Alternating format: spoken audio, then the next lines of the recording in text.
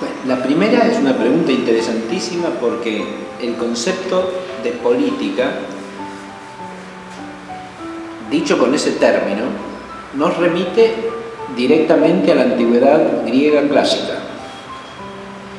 Política en realidad es un adjetivo sustantivado, el adjetivo politikos, que viene del sustantivo polis. Y el sustantivo polis es intraducible, porque designa una realidad que existía entre los griegos clásicos, pero que no existe tal cual hoy día. Por eso cuando un filólogo, un historiador que tenga profundidad y rigor estudia el fenómeno de las polis griegas clásicas, suele usar la palabra polis sin traducirla, ¿no? A veces se le advierte por ciudad-estado, pero lo que hay que hacerle es explicar el concepto de polis. De esa palabra deriva nuestro término política, nada menos, ¿no? Entonces, para poder empezar a entender qué significa auténticamente político, hay que remontarse a la polis. La polis es una comunidad humana. Es una comunidad humana autosuficiente y por lo tanto que tiene una envergadura suficiente como para satisfacer todas las necesidades propias del hombre. En ese sentido se corresponde a lo que llamaríamos una sociedad civil en general. La sociedad civil es la sociedad que por la unión de sociedades más pequeñas adquiere la capacidad de satisfacer el conjunto de las necesidades del hombre en orden a su fin último, ¿no? Ahí hay una tendencia natural que existe en todos los pueblos históricos en que las familias se agrupen por lo menos en clanes y en tribus, ¿no? Que son agrupaciones de familias en el fondo, o de grupos de familias.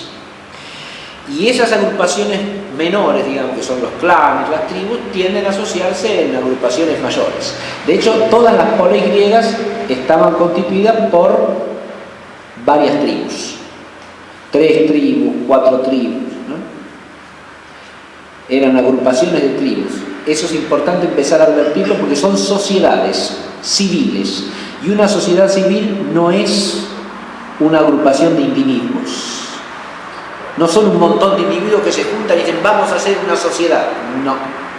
Es una agrupación de sociedades preexistentes que ya tienen sus propias normas, sus propias leyes, sus propias instituciones, su propia tradición cultural, ¿no? La sociedad civil es el fruto de sociedades menores, de sociedades preexistentes.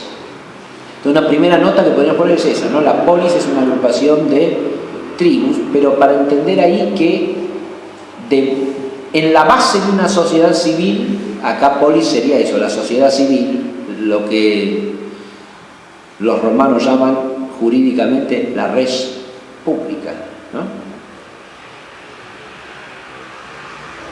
De hecho, hay un término griego que es politeia, que se traduce en latín ordinariamente por república, ¿no? El diálogo de Platón, que se suele conocer como la República, se llama en griego politeia, ¿no? Que deriva de polis también. La polis es entonces una sociedad civil como agrupación de tribus, primera cosa. Es una sociedad suficiente o perfecta que satisface las necesidades del hombre en orden a su fin. Pero lo que la diferencia de otras sociedades civiles de su propio contexto histórico y de la actualidad es la medida. Cuando se habla de las polis griegas, lo primero que salta a la vista es que una ciudad con alguna aldea periférica y un campo que abastece a los habitantes de la ciudad era un estado independiente. O sea, cada polis tenía una medida tal que tanto Platón como Aristóteles dicen que el número ideal de ciudadanos que tiene que tener una polis está entre 5.000 y 10.000. Como mucho. No más. Ciudadanos no existen todos los habitantes. Ciudadanos eran los, en el concepto mío, tienen que ser los hombres mayores de edad, ¿no? Libres. Pero la comunidad que es una polis es una comunidad concreta. No, Aristóteles dice que en una polis todos los ciudadanos tienen que conocerse entre sí al menos de vista. Tienen que tener la posibilidad de convivir realmente. O sea que no se admite para la polis una magnitud, un crecimiento que la lleve a ser una agrupación humana meramente ideal o institucional, pero no real. No real. Los grandes estados actuales no son polis en ese sentido. Nuestro Estado Nacional Argentino no es una polis, porque no tiene la medida de la polis. En ese sentido, el adjetivo político no sería aplicable a nuestra realidad, en ese sentido estricto, porque implica una medida que ellos trataron de conservar celosamente, ¿no? Y eso engendró fenómenos históricos como el hecho de que cuando la polis iba creciendo de población y excedía la medida adecuada, se votaban leyes que hacían que una buena parte de los ciudadanos tuvieran que irse y fundar una nueva polis en otro lado, el fenómeno de las apoiquías, que se llama, ¿no? Es decir, un hogar lejano había que fundar, otra polis, porque estaba ya excedida la medida. Eso tiene que ver con un concepto de la mentalidad griega, que ¿cuál es? Y con un concepto de que nosotros hablamos aquí, que es el de orden. Para la mente griega clásica, nada puede estar fuera de orden, porque si se sale del orden, cae en la corrupción.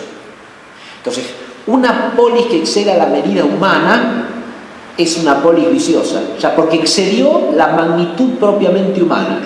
Propiamente humana tiene que ver con eso, que los conciudadanos convivan realmente, se conozcan entre sí, formen una comunidad concreta, no virtual ni institucional, sino concreta, coexistan en un espacio que todos conocen, todos puedan tener conocimiento empírico de las necesidades de todos, ¿no? Eso conserva la medida humana del ejercicio humano del gobierno.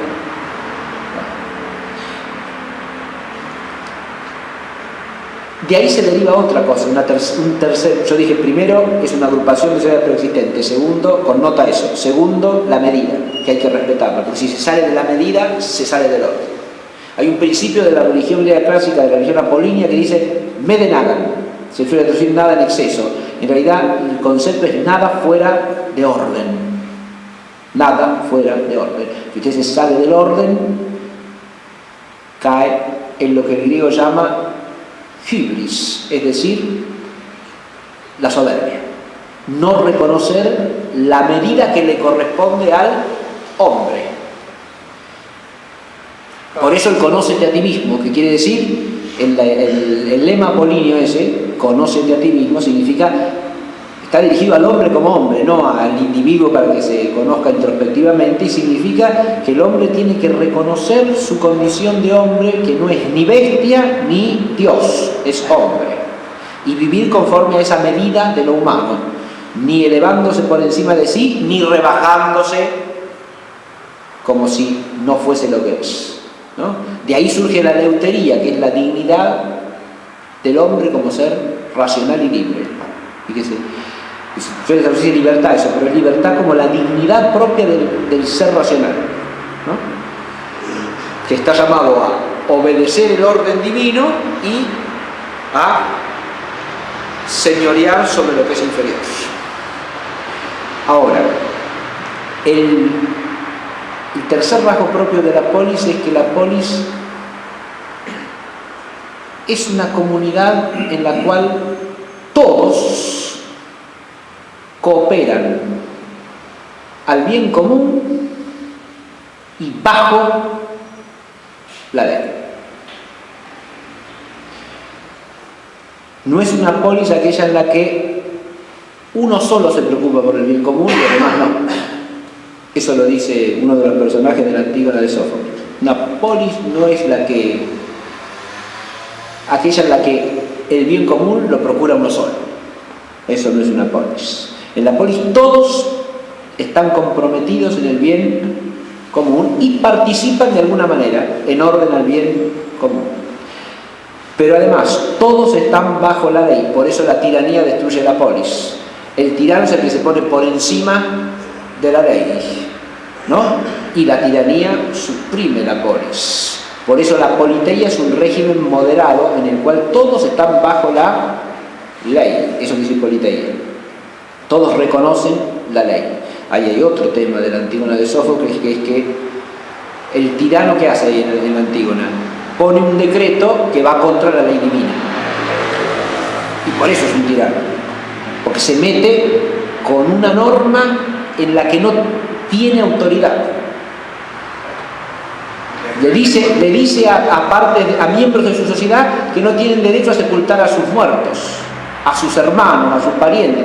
Y eso es meterse con una ley que es anterior a la polis y que viene, como le dice Antígona, viene de los dioses inmortales esa ley, a los que hay que obedecer antes que a ti. Este es el gobernante humano. El mismo, eso es análogo al concepto cristiano que yo expliqué hoy, ¿se dan cuenta? Pero lo tienen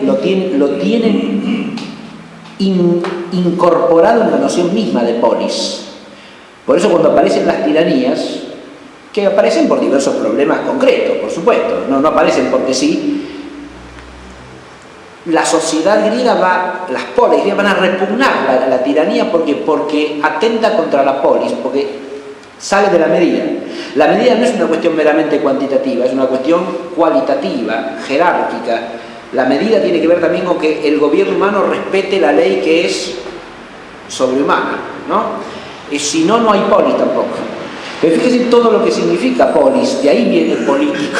Y nosotros lo podemos aplicar en la medida en que conservamos, por analogía, estos rasgos, ¿no? Una sociedad civil es política en cuanto que reconoce las sociedades menores y las integra adecuadamente y respetuosamente. No si quiere imponer o incluso quiere convertirse en creadora de las sociedades menores.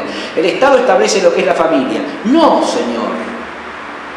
Eso es una aberración antipolítica, porque la polis resulta de la agrupación de sociedades anteriores. El concepto de paideia, de cultura, tiene que ver precisamente con... es el bien común por excelencia ese para la mente griega, ¿no? La cultura que permite al hombre perfeccionarse como hombre, ¿no? Que implica un bien moral, un bien de conocimiento, un bien religioso.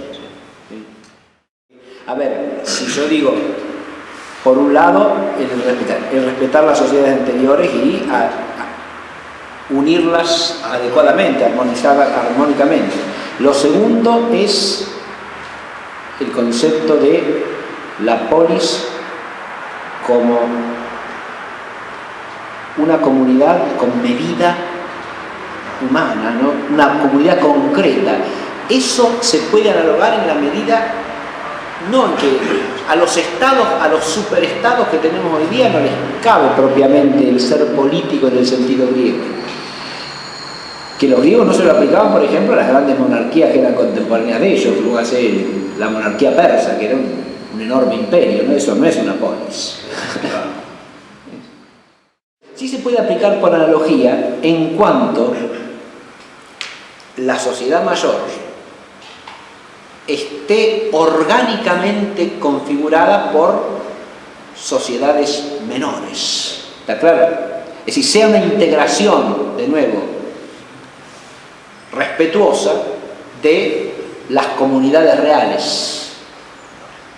Que eso sería un auténtico principio, si usted quiere, de carácter democrático, en el sentido de que las sociedades concretas encuentren una expresión adecuada y una libertad adecuada y ordenada en el todo, ¿me entienden?